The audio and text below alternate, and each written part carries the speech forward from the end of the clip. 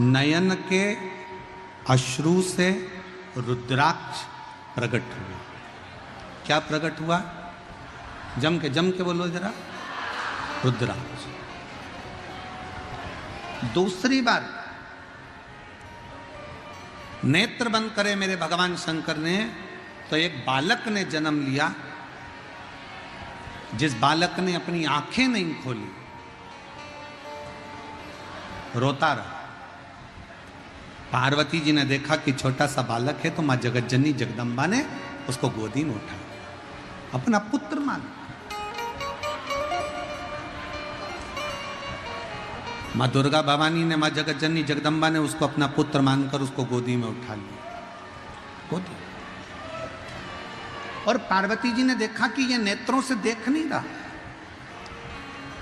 पार्वती जी ने देखा कि ये नेत्रों से देख नहीं रहा, ये नेत्रों से देख नहीं रहा है, तो ऐसा लगा कि ये आंख से अंधा है, नेत्र से विहीन है, आंख से अंधा।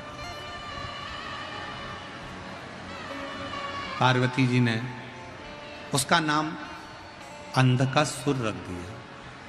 क्या नाम रखा? अंधकासुर। 2 बार मेरे देवादिदेव महादेव ने नेत्र बंद करे, एक बार नेत्र बंद करा तो रुद्राक्ष प्रकट हुआ। 1 मुखी से लेकर 14 मुखी तक रुद्राक्ष का वर्णन शिव महापुराण में है। 1 मुखी से लेकर 21 मुखी तक रुद्राक्ष का वर्णन स्कंद पुराण में।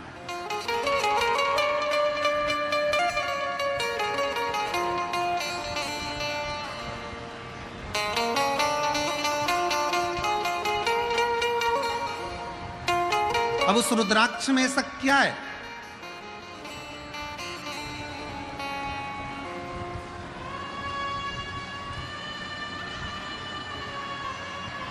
केवल जिस रुद्राक्ष को हम सीहोर से लेकर आते हैं, कुबरेश्वर बाबा के धाम से लेकर आते हैं, तांबे के कलश में उसको गलाते हैं और पानी को शंकर जी पे चढ़ाकर उसका आचमन करते हैं। जिसके शरीर पर रोग होता है, तकलीफ होती है, कमर में, घुटने में या शरीर में कहीं ना कहीं दर्द होता है, तो वो गले में धारण करते हैं। स्त्री हो, पुरुष हो, बेटी हो, बेटा हो, सब रुद्राक्ष को धारण कर सकते हैं। सब। एक तुलसी और एक रुद्राक्ष कभी अपवित्र नहीं होते, कभी अपवित्र नहीं होते। कई लोग कह देते हैं रुद्राक्ष को शमशान में चले गया, अपवित्र हो गया। कई लोगों ने कह दिया रुद्राक्ष वहां चले गया, अपवित्र हो गया। तुलसी की माला अपवित्र हो गई, तुलसी अपवित्र हो गई। तुलसी और रुद्राक्ष कभी अपवित्र नहीं होते। तुलसी और रुद्राक्ष तो जो अपवित्र है उसको भी छू ले तो पवित्र कर देते हैं, उसको भी पवित्र कर देते।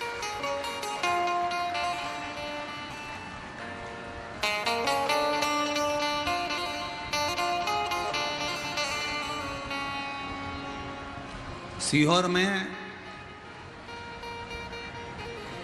जिस रुद्राक्ष को आप लोग लेकर आते हो, वहां से झोली पसार कर, मांग कर, कंकर शंकर की भूमि पर पहुंचकर रात्रि विश्राम कर कर सुबह बाबा से जल चढ़ाकर प्रार्थना कर कर रोग मुक्ति के लिए लोग, शरीर कष्ट से निवारण के लिए लोग रुद्राक्ष लेकर आते हैं। रुद्राक्ष। कई लोग कहते हैं गुरुजी रुद्राक्ष तो नेपाल में भी बहुत है, काशी में भी बहुत है, सारी दुनिया में रुद्राक्ष है, पर सीहोर का रुद्राक्ष ही इतना बल क्यों रखता है, इतना प्रबल क्यों होता है? हम कहेंगे सीहोर का रुद्राक्ष आपको जो दिया जाता है उसको गंडकी रुद्राक्ष कहता है। जब बाबा धाम में वो पहुंचता है, कुबरेश्वर धाम में, उस रुद्राक्ष के 1 मुखी से लेकर 21 मुखी तक जो मंत्र शिव महापुराण की कथा में, स्कंद पुराण में जो वर्णन किए जाते हैं, उन मंत्रों के द्वारा उन रुद्राक्षों को शिवरात्रि के समय पर जो रुद्राक्ष महोत्सव होता है, उस समय पर उसको बाबा के उन मंत्रों को अभिजीत कराया जाता है, अभिमंत्रित किया जाता है। और फिर उन रुद्राक्ष को कहीं अभिमंत्रित करने की जरूरत नहीं पड़ती, सीधे आपने कुबेरेश्वर धाम से लेकर निकले और वहीं से आप उसका प्रयोग करना प्रारंभ कर सकते हो, वहीं से उसको धारण कर सकते, करना चाहिए। 2 बार भगवान ने नेत्र बंद करे, 1 बार बंद करे भगवान ने नेत्र तो रुद्राक्ष उत्पन्न हुआ, दूसरी बार भगवान ने नेत्र बंद करे तो अंधकासुर उत्पन्न हुआ। अंधकासुर जैसे ही जन्मा, अंधकासुर जैसे ही पैदा हुआ, अंधकासुर को गोदी में लिया और अंधकासुर को गोदी में लेकर माँ पार्वती जी ने उसको गोदी में लेकर कहा कि ये मेरा पुत्र है, ये मेरा पुत्र है। और शंभु शरणे पड़ी मांगू घड़ी रे दुख का दया करीन दर्शन ओ शंभु शर मांगू घड़ी दुख का दया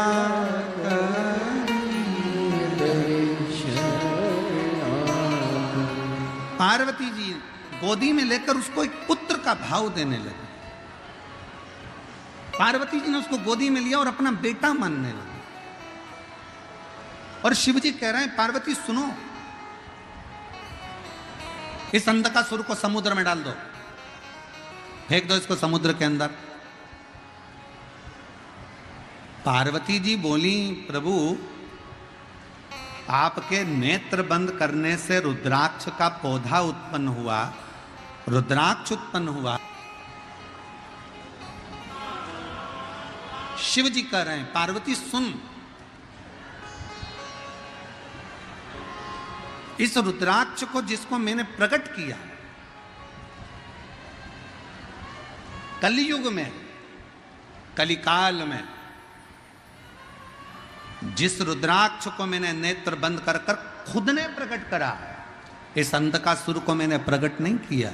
ये अंधकासुर तो तुमने आंखों पर हाथ रखा, नेत्र मेरे बंद करे, अपने हाथों से जब तुमने नेत्र बंद करे तब जाकर जो बालक प्रकटा वो अंधकासुर हुआ। इसको मैंने प्रकट नहीं करा है। जब किसी व्यक्ति के नेत्र दबाए जाते हैं तो उसमें से आंसू निकलना प्रारंभ हो जाते हैं। बहुत देर तक नेत्र को जब दबा कर रखोगे, बहुत तेज दबाओगे तो आंख में से आंसू निकलेगा। वो आंसू आंखों से रोया हुआ आंसू नहीं है, वो आंसू आंखों से खुशी का आंसू नहीं है, वो आंसू तो उसको कष्ट मिला तो निकला। भगवान शंकर कहते हैं मैंने रुद्राक्ष को स्वयं अपने अश्रु से, खुशी के अश्रु से, प्रेम के अश्रु से अपना पुत्र मानकर उसको प्रकट किया है जो जनमानस का कल्याण करेगा,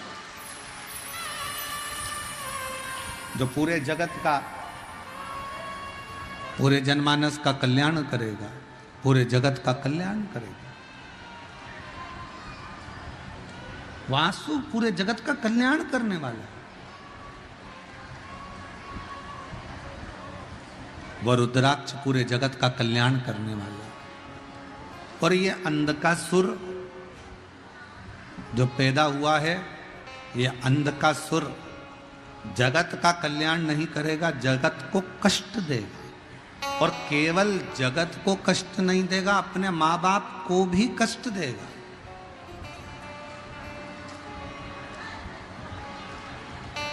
और सुनिए कथा,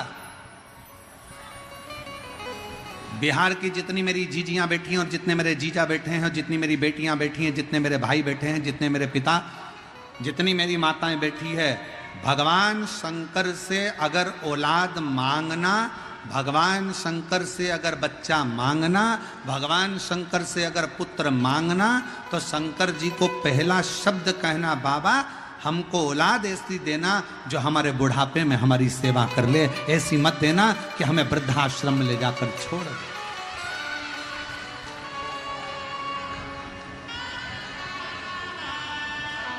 ऐसी औलाद नहीं चाहिए।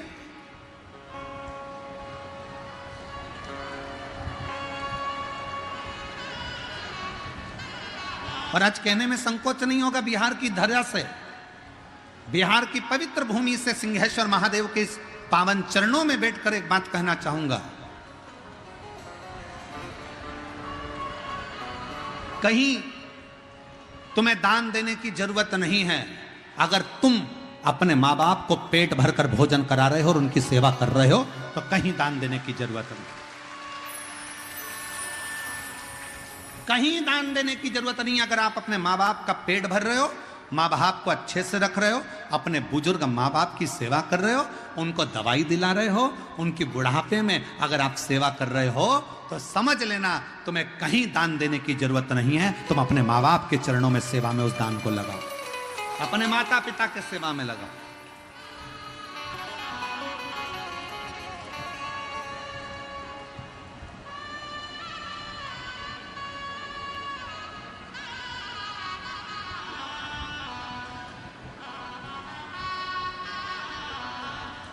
पहले भारत की भूमि पर गौशालाएं थी क्या?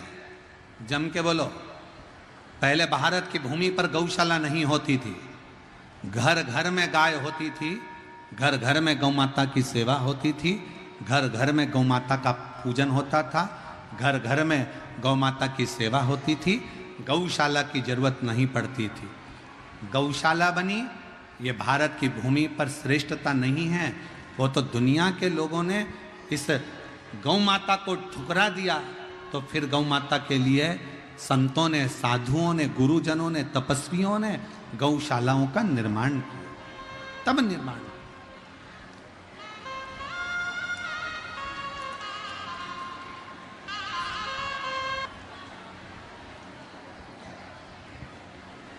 पहले गौशाला नहीं होती थी। पहले घर घर में गौ माता की सेवा होती थी।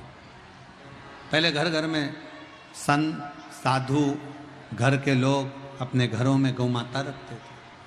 अब धीरे धीरे लोगों ने गौ माता को रखना बंद कर दिया तो गौशालाओं का निर्माण हो गया। और अब यह नया काम चालू हुआ वृद्धाश्रम का।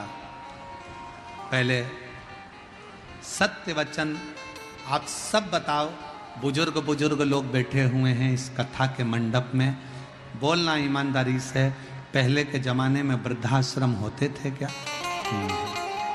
घर में माँ बाप की सेवा सबसे बड़ी परमात्मा की सेवा मानी जाती थी, तो माँ बाप की सेवा में लोग लगे रहते थे।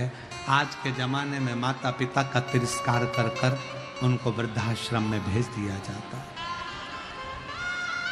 श्रेष्ठ नहीं। आज आप अपने माँ बाप को वृद्धाश्रम में भेजो, कल तुम्हारी औलाद तुमको वृद्धाश्रम में भेजेगी। एक कथा आती है, एक पत्नी ने अपने पति से कहा, सुनो तुम्हारे पिताजी बहुत खांसते हैं, तुम्हारे पिताजी दिन भर खांसा करते हैं, बच्चों को पढ़ने में तकलीफ होती है। बेटे ने कहा क्या करना है? पिताजी को माली के कमरे में ठहरा दो। आगे माली का कमरा था, पीछे पिताजी के लिए माली का कमरा साफ करवा दिया, चौकीदार का कमरा साफ कराकर उसमें पिताजी को रख दिया। पिताजी से कहा, पिताजी तुम माना मती, तुम्हारी बहू तुम्हारे लिए भोजन लेकर आएगी, तुम्हारी बहू तुम्हारे लिए चाय लेकर आएगी, ये घंटी है, इस घंटी को बजा देना, तुम्हारी बहू तुम्हारे लिए खाना लेकर आ जाएगी। ठीक है बेटा, ठीक है। पिताजी ने घंटी बजाई, बहू चाय लेकर आई, पिताजी ने घंटी बजाई, बहू भोजन लेकर आई। एक बार चलते चलते समय निकल गया और 20-22 दिन बाद पिताजी ने घंटी बजाई पर बहू नहीं आई। खूब बजाई, नहीं। बेटे ने कहा था तुम अंदर कमरे में मत आना, घंटी बजाना। घंटी बजाते बजाते पिता प्यासा चक्कर खाकर जमीन पर गिर गया।